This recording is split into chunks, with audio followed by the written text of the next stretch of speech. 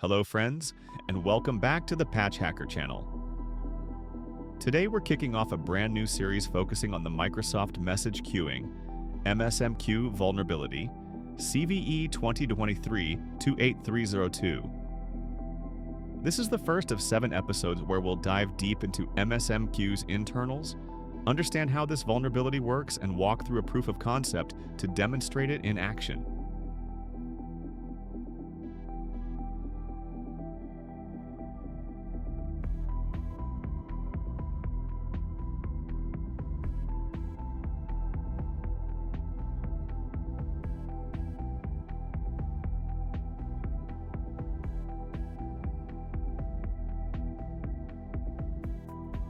Let's start with the first step, gathering all the files we'll need in order to analyze this vulnerability. This includes the appropriate operating system and the vulnerable files themselves. As you can see, I already have a prepared virtual machine running Windows 10, version 22H2. We'll cross-check this with the details on Microsoft's website to confirm that the OS version is indeed affected by CVE 2023-28302. Next, we'll open 2 important resources. 1, the official vulnerability description. 2, the download link for the update files.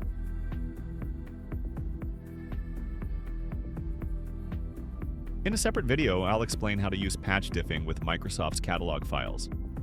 The update that contains the fix for this issue is KB5.2.5. If we scroll to the bottom of its page, we'll find a link to download the file information package, a list of every file that was modified in this Windows update.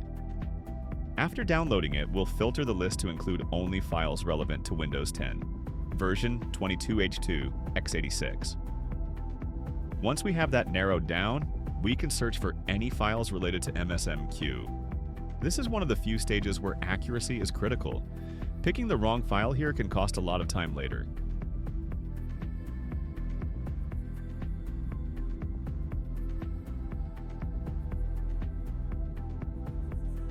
We'll also look online for additional hints that can help us identify the right MSMQ components to focus on.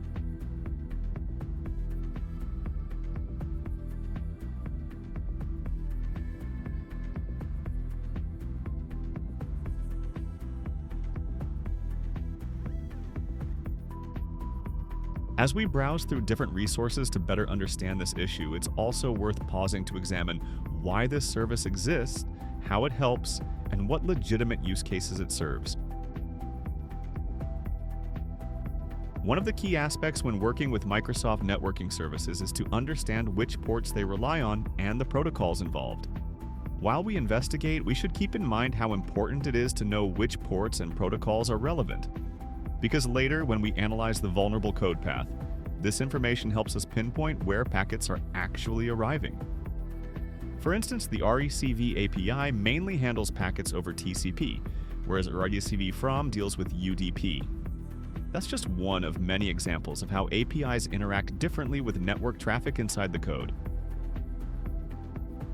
In the case of MSMQ, we can already see that both UDP and TCP are used. But since the service is expected to be secure, it's reasonable to assume that the core communication happens over TCP, port 1801. At this stage, these are still just hypotheses, but remember, in research like this, everything starts with assumptions.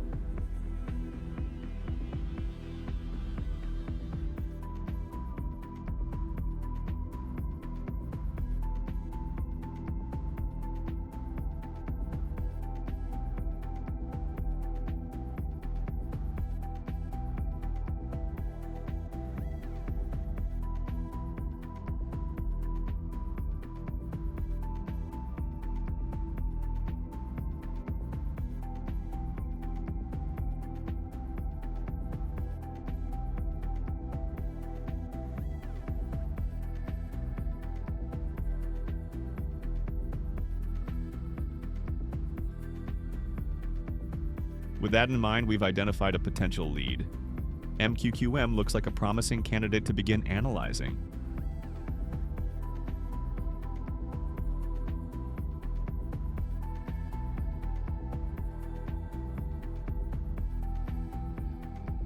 So, what's next? The next step is to obtain both the vulnerable build of this DLL and the patch build, so we can perform a patch diff between them. It's important to make sure that the two versions are close in release date. If the patch was issued in November, we'll want a vulnerable build from October rather than July. Choosing a build that's too old will introduce a lot of unrelated changes, optimizations, refactoring, or general code improvements, which can obscure the actual fix. To find these files, we'll use WinBindex, a website that hosts a large collection of Windows binaries across multiple versions. We'll select the build that matches our target environment. From there, we'll download the fixed version of the DLL and then track down an earlier version that still contains the vulnerability.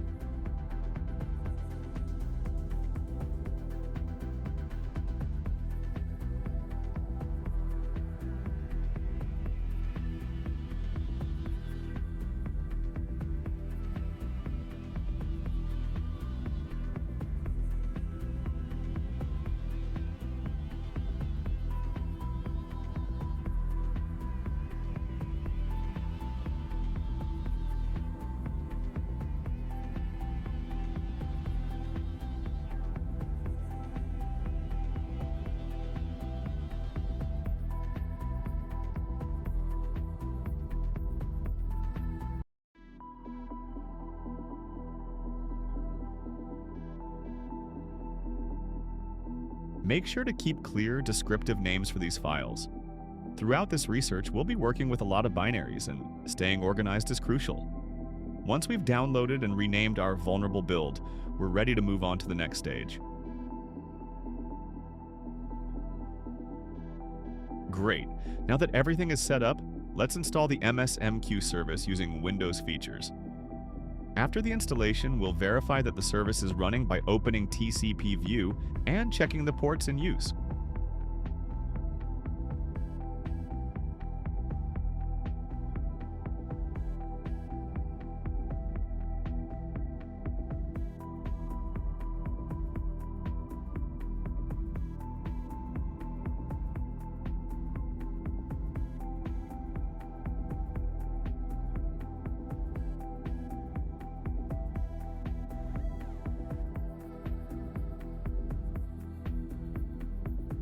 We'll also examine the file versions. As you can see, we're currently looking at the patched build of MQQM.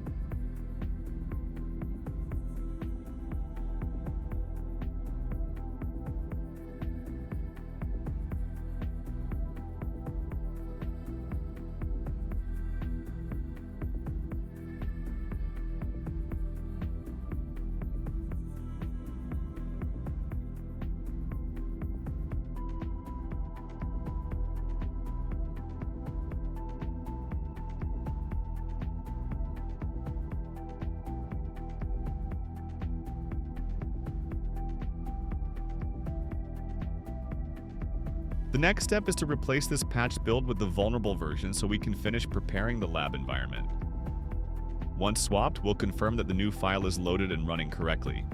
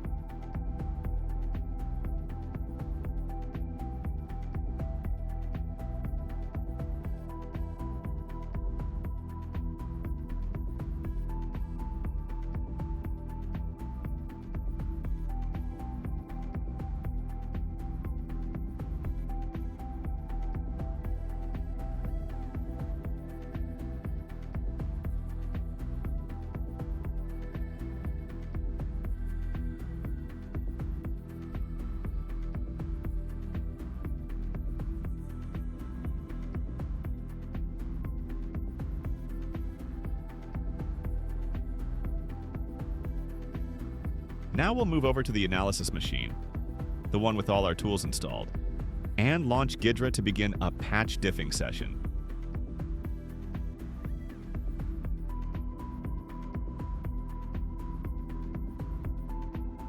We'll create a new project. Import both DLLs, the patched one and the vulnerable one. Remove anything labeled old style from the list. Click OK and let Ghidra process both binaries.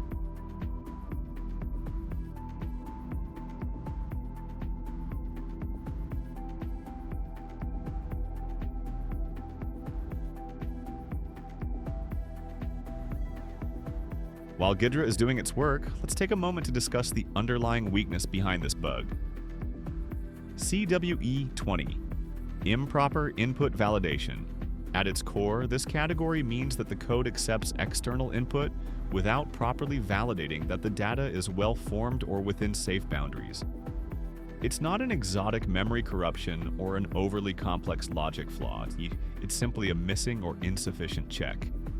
In our case, somewhere inside the vulnerable build of mqqm.del, there's a code path that relies on information supplied by the client, but it fails to verify whether that information is correct or safe.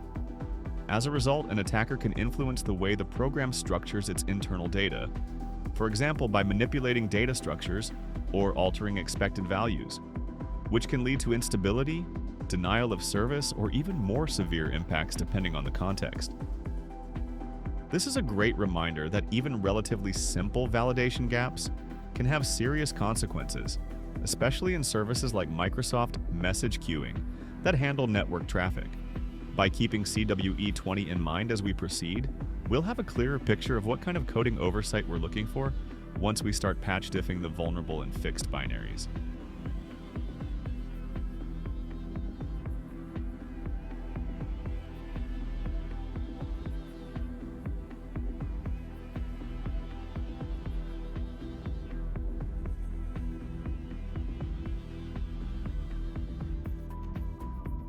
Ghidra has finished loading both binaries, so let's kick off patch-diffing with version tracking. We'll load the two DLLs, the patched build and the vulnerable build, run a full analysis, and let Ghidra take its time.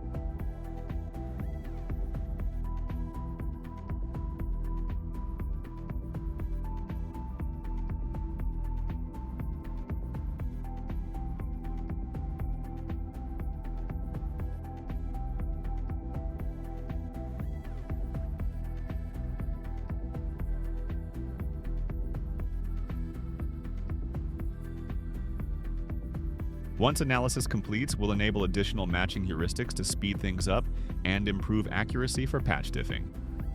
After selecting the plugin and letting it run, results should appear right away.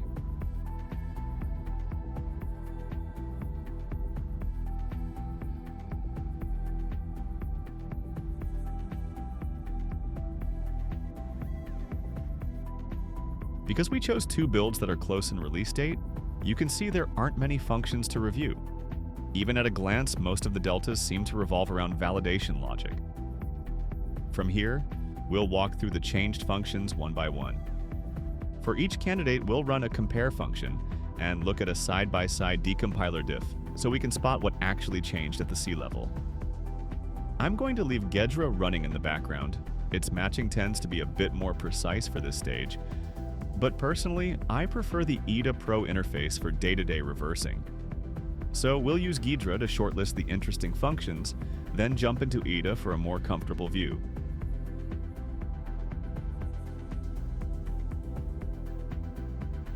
From this point, it's mostly configuration and housekeeping. Port over the functions of interest, align types where needed, and set up the workspace so we're ready for deeper analysis. Watch this part closely so you're fully prepared for the next episode, where we'll dive into the code path itself and try to pinpoint the vulnerable routine. Right now, we have one function that looks genuinely suspicious. The rest appear to be collateral changes introduced by the fix. Things like added checks and minor refactors. We won't dive into the core bug yet. Instead, we'll rename variables and add comments so the flow is easier to follow next time. If you want to skip ahead, feel free to jump to the next video. Otherwise, stick around and tidy things up with me so we're all aligned for the deep dive.